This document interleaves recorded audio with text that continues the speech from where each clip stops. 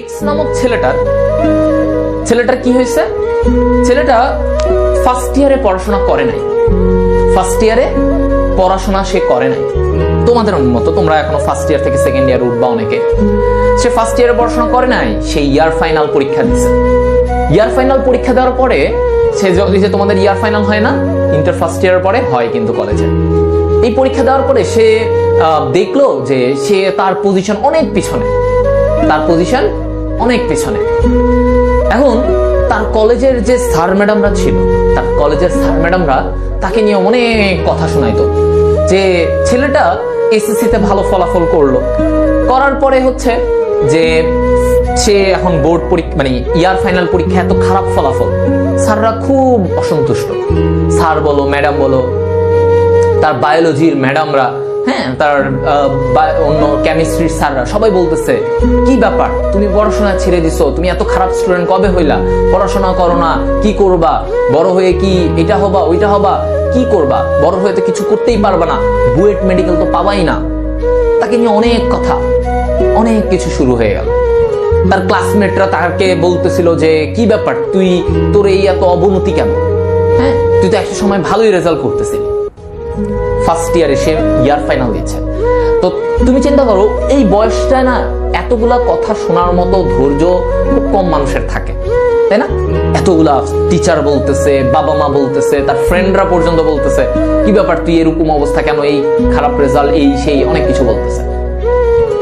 এখন ছেলেটা খুব কষ্ট নিয়ে ছুটিতে আসছে বাসায়, ছেলেটা মেসে থাকতো, ছুটিতে আসছে বাসায়। ছুটিতে আসার পরে তাকে হচ্ছে মানে তার বাবা মা, তারপরে তার এটা তার আত্মীয় স্বজনও জানছে, তার মামা খালা তারা সবাই জানছে।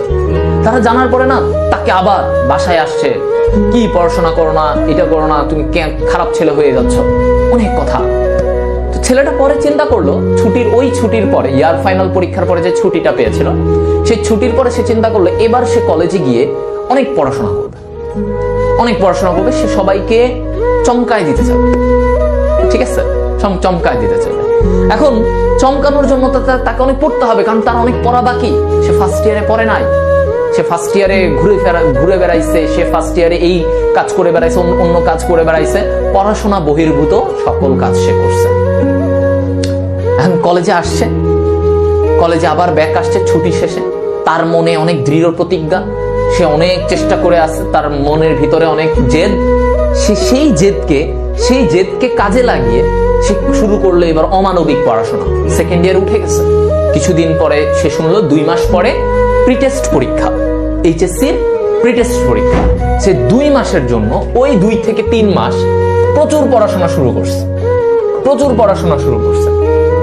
এখন এই 2-3 মাস যখন সে অনেক পড়াশোনা শুরু করলো, তার ফ্রেন্ডরা তার সবাই বলতেছে কি ব্যাপার এত পড়াশোনা শুরু করছিস, হঠাৎ করে এত চেঞ্জ। তো সে কারো কথায় আর শুনতেছে না, তার টিচাররা বলতেছে, তার সবাই বলতেছে যে এত পরিবর্তন, হঠাৎ করে সে এত পড়াশোনা। দেখা গেল সে দিনে এরকম অবস্থা হয়েছিল সে 12 ঘন্টা 13 ঘন্টা পড়েছিল। কেন? কারণ তার ওই যে ইয়ার ফাইনাল পরীক্ষায় তার প্যারেন্টস, তার টিচার, তার ক্লাসমেট সবাই তাকে নিয়ে অনেক কথা শোনাইছে, সে আবার পড়াশোনা শুরু করছে।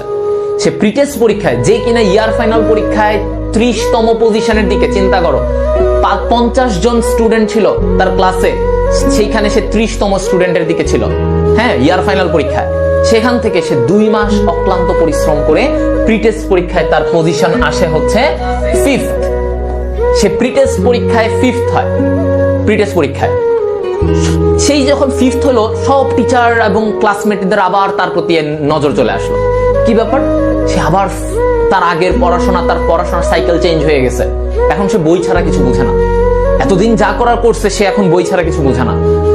প্রিটেস্ট পরীক্ষা শেষ, প্রিটেস্ট পরীক্ষার 3 মাস পরে আবার টেস্ট পরীক্ষার রুটিন, টেস্ট পরীক্ষা। এই সময়ে তার পড়াশোনার লেভেল আরো বেড়ে গেছে, সে এখন নিজেকে অ্যাডমিশন লেভেলের জন্য প্রস্তুত করা শুরু করছে। তার এইচএসসির পড়াশোনা শেষ, সে এইচএসসির পড়াশোনা শেষ করে এমন পড়াশোনা শুরু করছিল, পরে সে টেস্ট পরীক্ষায় ফার্স্ট, এটা ছিল রেজাল্ট, টেস্ট পরীক্ষায় ফার্স্ট হয়েছে। এই 50 জনের মধ্যে আবার সে ব্যাক করছে, তার নিজের ফার্স্ট হয়েছে। এবং টেস্ট পরীক্ষার পরে তখন অনেক সময় থাকতো এইচএসসি টেস্ট পরীক্ষার পরে। এবং ওই সময়টার মাঝখানে টেস্ট পরীক্ষায় সে ফার্স্ট হওয়ার পরে তার তো জিল অনেক বেশি, সে তো রেডি যে তার তো প্রিপারেশন খুব ভালো, এবং ওই প্রিপারেশনটাকে আরো বাড়ানোর জন্য সে গ্র্যাজুয়ালি অ্যাডমিশনের প্রস্তুতি নেওয়া শুরু করে। তার ইচ্ছা ছিল মেডিকেল, সে মেডিকেলের ইচ্ছা নেওয়া, সেই স্বপ্ন পূরণের জন্য সে প্রিপারেশন নেওয়া শুরু করে। এবং ওই প্রিপারেশন নিতে নিতে সে বিভিন্ন বই, অ্যাডমিশন লেভেলের পড়াশোনা সব কিছু পড়া শুরু করে দেয়। তার ফ্রেন্ডরা সবাই দেখে যে কি ব্যাপার, সে হাতে তার বিভিন্ন বই, আগে তার হাতে একটা বই দেখা যেত না, এখন তার হাতে এক সাবজেক্টের 3-4টা বই দেখা যাচ্ছে। সেই বই নিয়ে ঘুরতেছে, সে বায়োলজির জন্য, মেডিকেল অ্যাডমিশনের জন্য বায়োলজির 3-4টা রাইটারের বই নিয়ে ঘুরতেছে, সে বিভিন্ন ভর্তি গাইড এগুলো নিয়ে ঘুরতেছিল, ঠিক আছে। এবং পরবর্তীতে সে এইচএসসি পরীক্ষা দেয় এবং সে এই অক্লান্ত পরিশ্রমটা ধরে রাখে, সে ঢাকা মেডিকেল কলেজে পায়। যার কথা বলছিলাম সে আমি ছিলাম। 2016 সাল, ঠিক 2016 সালে তোমাদের মতো অবস্থা থেকে আমি গ্রো করছিলাম।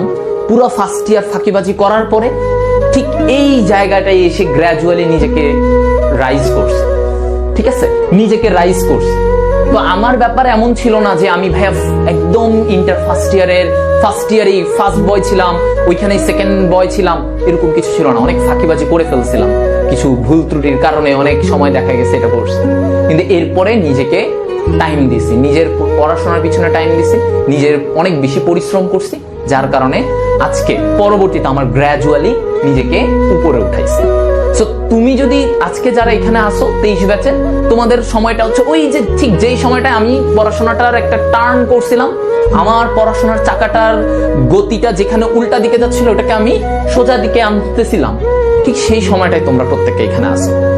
এই সময়টার সময় যদি চাকাটাকে ঠিকভাবে না ঘুরাও, এখনো যদি উল্টা দিকে ঘুরতে থাকো, পড়াশোনায় এখনো ওই সেম ঢিলামি, এখনো মনে হচ্ছে যে আজকের পড়াটা কালকে পড়ি, কালকের পড়াটা 2 দিন পর পড়ি, এই পড়াটার ফ্লোটা যদি এখনো এরকম থাকে, তাহলে ভাইয়া দিন শেষে তোমার অবস্থান তুমি নিজেও খুঁজে পাবা না। আমার সাথে আমি কামব্যাক করেছিলাম, সেদিনের পর থেকে কামব্যাক করেছিলাম, কিন্তু এমনও আমি কয়েকজনকে দেখেছিলাম, আমার সাথের অনেক 1-2 জন ছিল যারা ওই সময়টায় কামব্যাক করে নাই। তারা ভাবছে আর 4 মাস পরে করবো, আরে অ্যাডমিশন তো আছে। এই যে পরে কামব্যাক করাটা, আর এই কামব্যাক হয়ে ওঠে না, আর তোমারও ওই সেম লেভেলেই তুমি থাকবা। তো এই কারণে তোমাদেরকে বলছি যে এখনো সময় আছে, এই সময়টা থেকে কাজে লাগাও।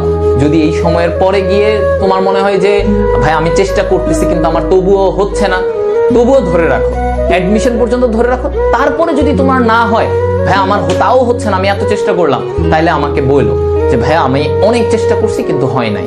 আমার মনে হয় না এরকম কারো আমি এখন পর্যন্ত রেকর্ড শুনছি চেষ্টা করার পরে হয় নাই। সো অবভিয়াসলি আমরা চেষ্টা করার পরে পারছি, তুমিও পারবে।